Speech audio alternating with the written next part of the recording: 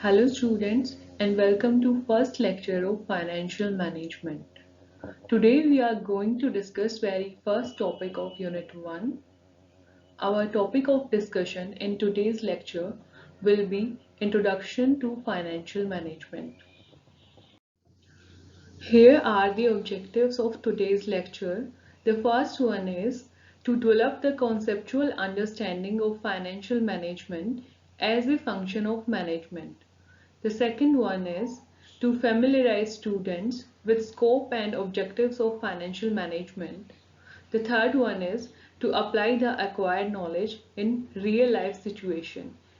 And I hope that by the end of this lecture, we will be able to cover these objectives. Here we have the definitions of financial management given by various authors. The first one is given by Howard and Upton, that financial management should be considered as an application of general managerial principles to the area of financial decision making. The second one is given by Phillips. It is financial management is concerned with the managerial decisions that results in the acquisition and financing of short and long-term credits for the organizations. The third definition is given by Massey. Here, the financial management is the operational activity of a business that is responsible for obtaining and effectively utilizing the funds necessary for efficient business operations. Every definition is including some features of financial management. In first definition, which is given by Howard and Upton, it is given that as an application of general managerial principle to the area of financial decision making. That is, financial management is considered as application of some rules to the area of financial management.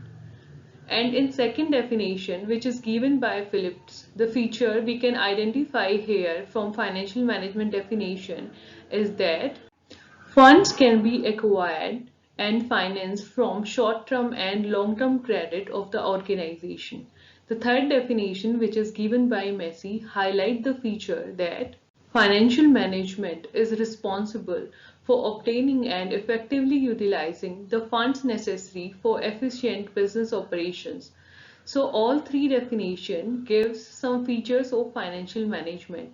Only one definition cannot define the concept of financial management.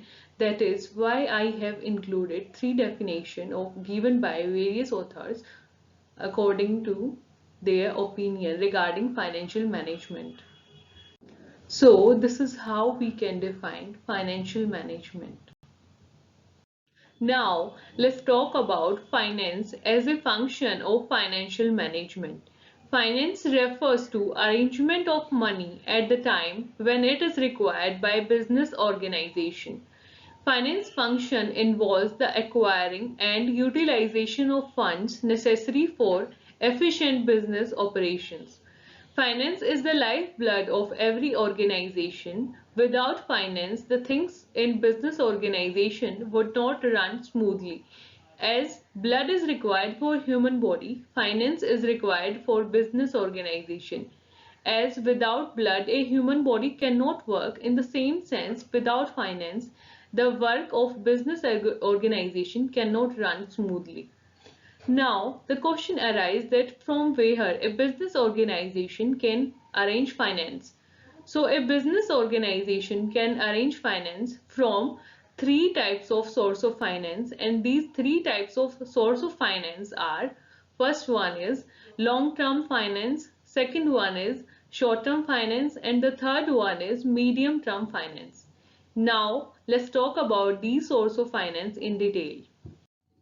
Source of finance can also be divided on the basis of time and ownership. On the basis of time, these can be of short-term source of finance and long-term source of finance. And on the basis of ownership, these can be owner's fund and borrowed funds. But we have to focus especially on the long-term source of finance, short-term source of finance, and medium-term source of finance. So the first one is long-term finance.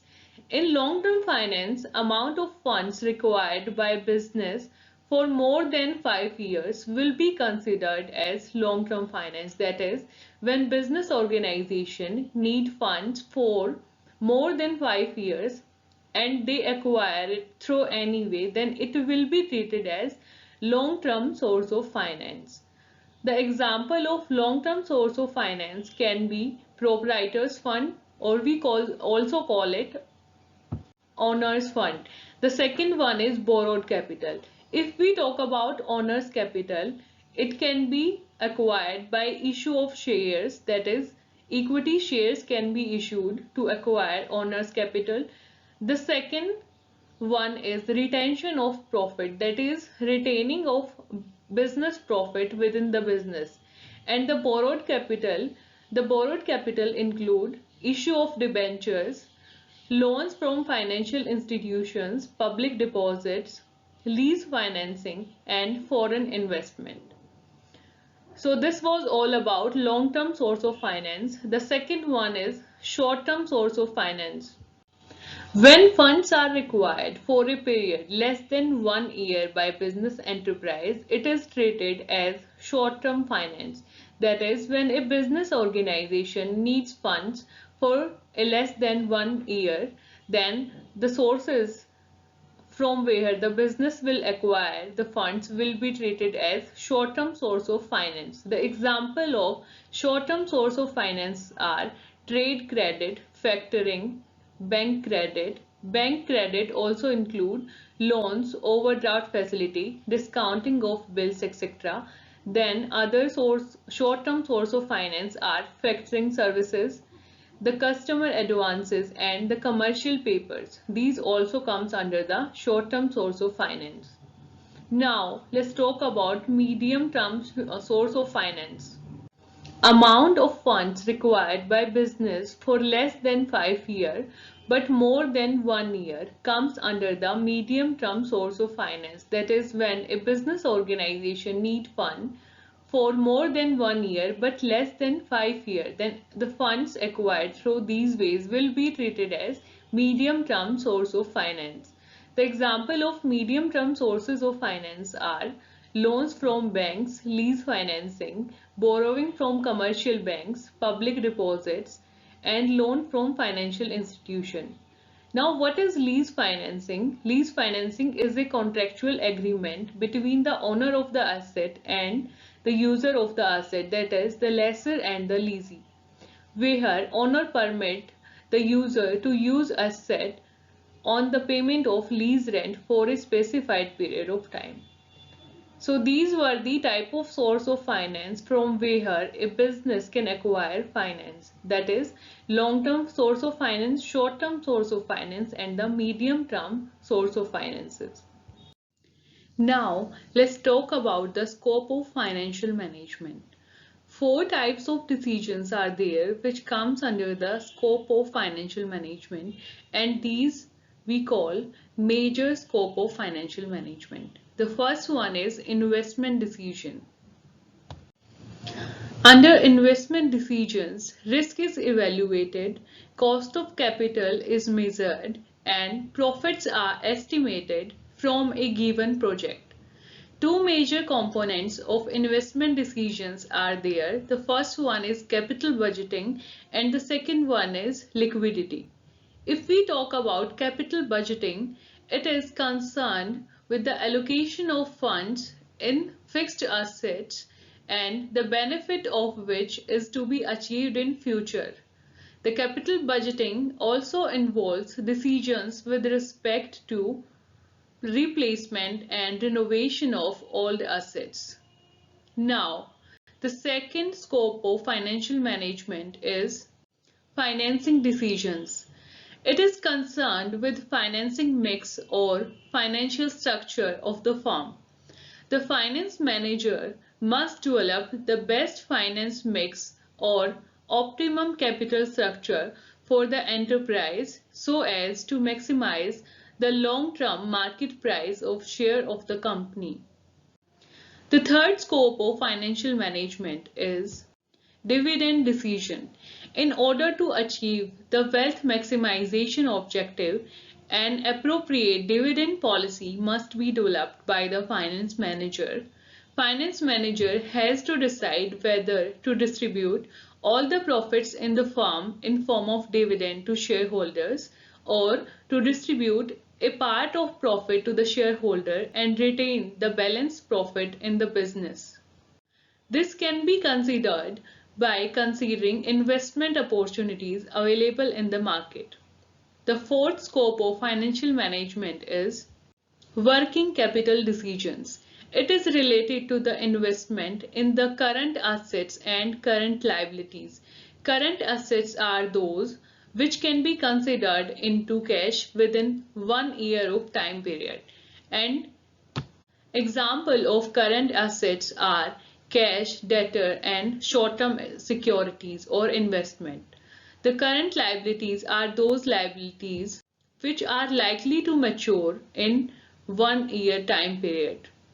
So these were the four major scope of financial management. Beside these four major scope of financial management, we have some other scope of financial management. These are: the first one is estimating financial requirement, that is how much finance a business organization need in one accounting period. The second one is deciding capital structure, that is how much proportion of debt and equity a firm need. The third scope is selecting source of finance, that is from which source of finance a firm can obtain funds. The fourth one is selecting pattern of investment. The fifth one is cash management. The next one is profit management of firm. The next is ensuring liquidity. The next is meeting statutory requirement, that is rule and regulation decided by business organization and government. The last one is generation and mobilization of resources within an organization.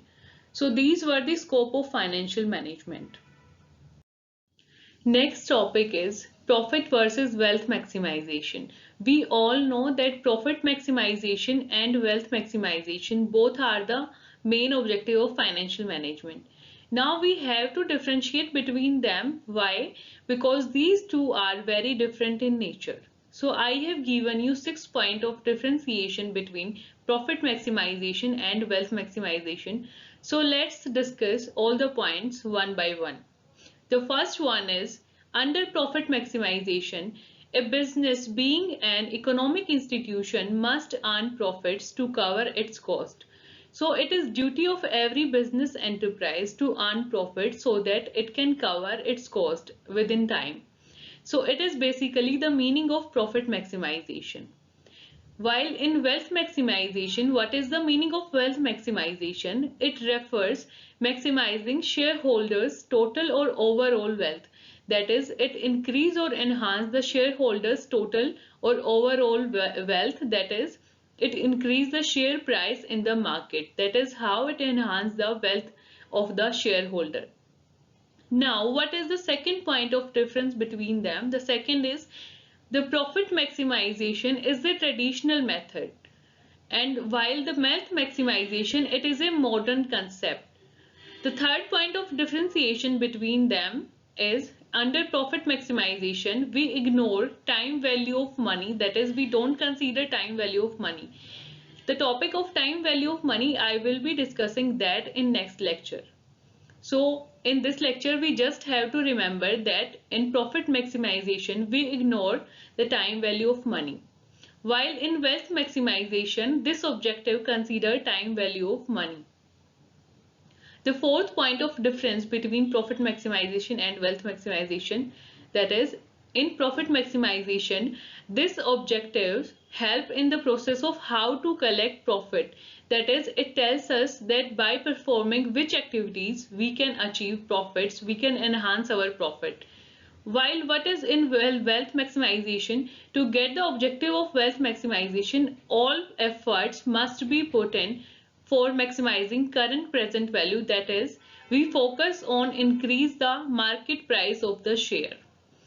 The next point of difference is under profit maximization, it enables business to face increases or adverse government policy, etc.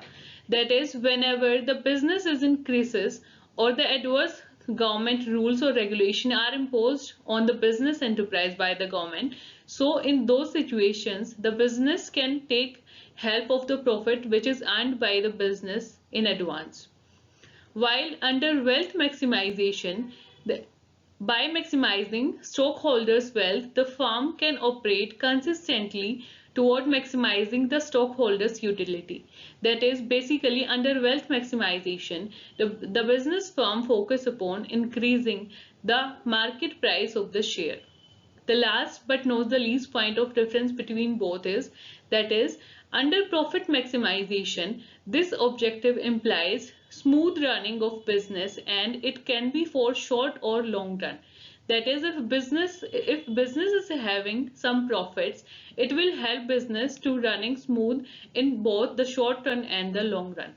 While what is considered in wealth maximization, the wealth maximization objective implies long-term survival and growth of the firm. Why? Because here in the wealth maximization, we focus upon increasing the market price of the shares. That is why we considered it as long-term survival and growth of the firm. So I hope you all are now clear that what is the difference between profit maximization and wealth maximization. Now let's conclude what we have discussed in today's lecture. We have discussed about the concept of financial management. Financial management is the operational activity of every business that is responsible for obtaining and effectively utilizing funds needed for efficient business operations. That is, financial management basically tells a business that is how can we obtain fund or procure funds, and beside this it also tells us that how to utilizing those funds which we have obtained. Beside the concept of financial management, we have also discussed about the various sources of finance from where a business can obtain those finance. So basically we have discussed about three type of source of finances from where a business can procure funds, and these were long-term sources of finance, medium-term sources of finance, and short-term sources of finance.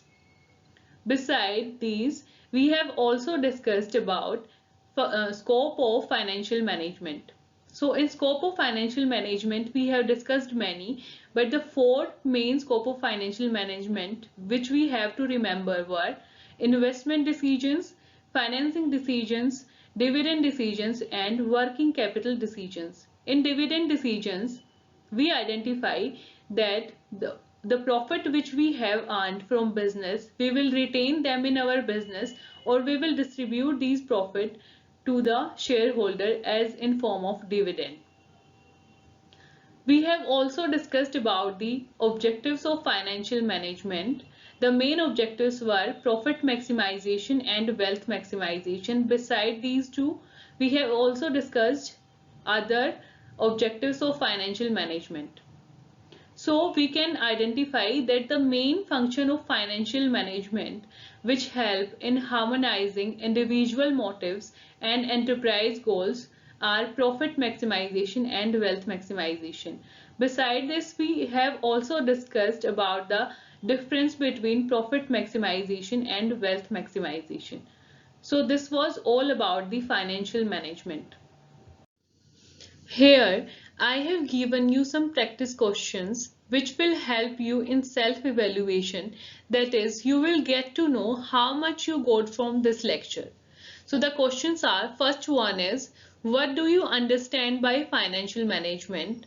In this, you basically have to discuss the concept of financial management which we have discussed in this lecture.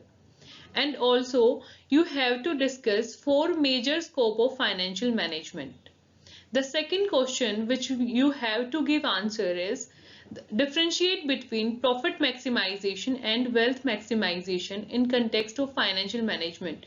So profit maximization and wealth maximization both are the main objectives of financial management. So you have to differentiate between them. So I hope you will be able to answer these questions. Here is the list of references which I used in preparation of this lecture. You can go through these links if you want to go in more details. Now I would like to wind up the session. Thank you.